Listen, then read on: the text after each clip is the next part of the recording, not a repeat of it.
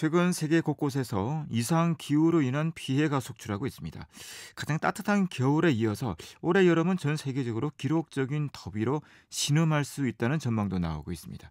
이 날씨를 정확하게 예측할 수는 없지만 최악의 상황에 대비하는 노력은 뒤따라야 할 텐데요.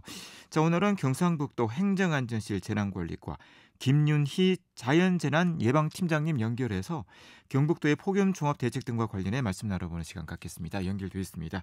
팀장님 안녕하십니까? 네, 안녕하십니까. 경북재난관리과 자연재난 예방팀장 김민희입니다. 경북도가 전국에서 처음으로 폭염 집중 대응 기간을 운영한다고 하는데요. 배경부터 전해주시겠습니까?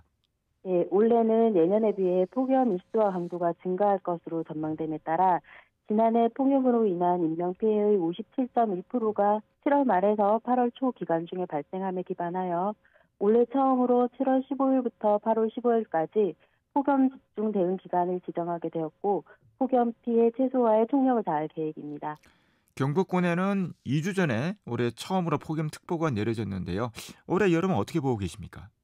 네, 기상청 발표에 따르면 33도시 이상인 폭염 일수는 평년 11일로 과거 평년 9.5일 대비 증가 추세이며 최근 10년간은 14일로 증가하고 있습니다. 또 올여름 폭염이 일수 강도가 많이 증가할 것으로 전망하면서 건강에 주의를 당부하고 있습니다.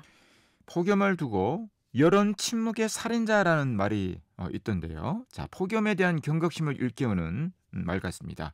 이 폭염이 지속되면 피해가 곳곳에서 나타나게 되는데, 자, 경북도의 폭염 현황, 피해 지난해에는 어느 정도였는지 전해주시겠습니까?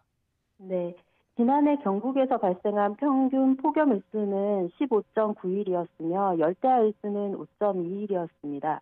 폭염으로 인한 인명피해는 사망자 4명을 포함해 255명이 발생하였으며 피해 장소는 주로 야외 작업장, 논밭 등 실외에서 81%, 실내 작업장, 건물 등 실내에서 19%가 발생하였습니다. 네. 자, 올해 경북도의 폭염 종합 대책이 나왔는데요.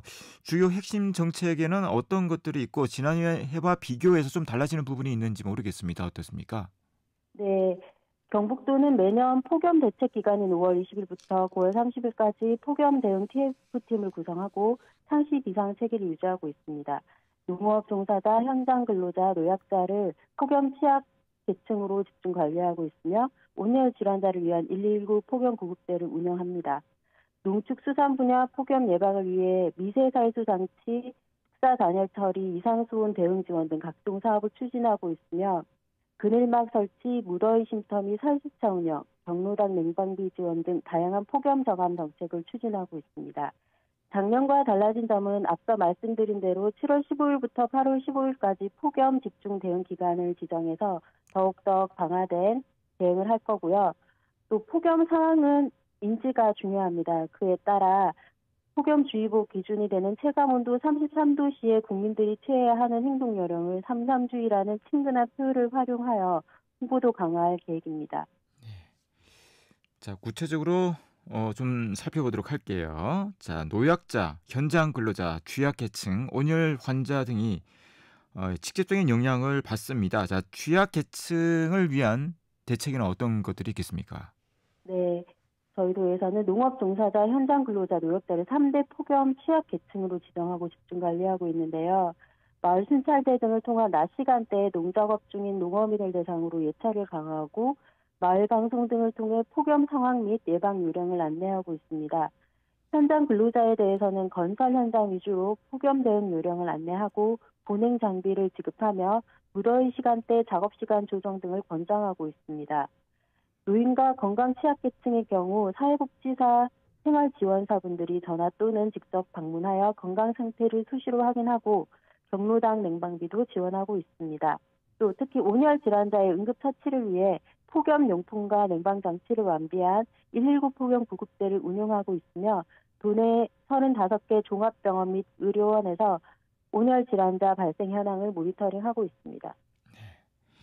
그리고 농업과 축산업, 수산업 분야는 폭염으로 인한 경제적인 피해가 특히 많이 발생하고 있는데요. 자, 이들 분야에 대한 폭염 피해 최소화를 위한 대책에는 어떤 것들이 있겠습니까? 네, 폭염으로 인한 농축수산물의 피해는 결국 도민의 부담으로 돌아오게 됩니다. 그래서 이에 경북도는 바짝물 폭염 피해 예방을 위해 농업 용수 저장 시설, 스프링클러, 미세설수 장치 등을 지원하고 축사 환기 단열 처리 등 축사 환경 개선을 추진하며 바다의 고수온 등 이상수온 예방을 통해 농축수산 분야의 피해 최소화에 적극 대응하고 있습니다. 예. 시도민들도 폭염에 대응하는 노력이 필요할 텐데요. 이 경북 도민들에게 당부의 말씀 한 말씀 전해주시겠습니까? 네, 문자나 마을 방송 등을 통해 안내되는 폭염 상황을 인지하시고 무더운 낮 시간에는 농작업 등 야외 활동을 가급적 자제해 주시기 바랍니다. 부득이 야외 활동 시에는 틈틈이 물을 섭취하시고요. 그늘에서 휴식을 취하셔서 건강 관리에 유의하시기 바랍니다. 혹시 폭염으로 인해 몸에 이상이 발생하면 즉시 119로 연락하시어 응급처치를 받으시길 당부드립니다. 네. 자, 앞서 이 캠페인 메시지가 있는데요. 33도가 넘으면 잠시 쉬어요. 그리고 충분히 마셔요. 물을 말하는 거죠. 네. 네, 그리고 이웃을 살펴요. 이렇게 333주입니까? 33주의라고 네네. 네네. 알겠습니다. 캠페인 용어를 만들어서 이제 좀 인지하기 쉽도록 저희가 홍보 강화에 쓸 계획입니다. 말씀 여기까지 듣겠습니다. 네, 감사합니다. 네. 경상북도 재난관리과 자연재난예방팀 김윤희 팀장이었습니다.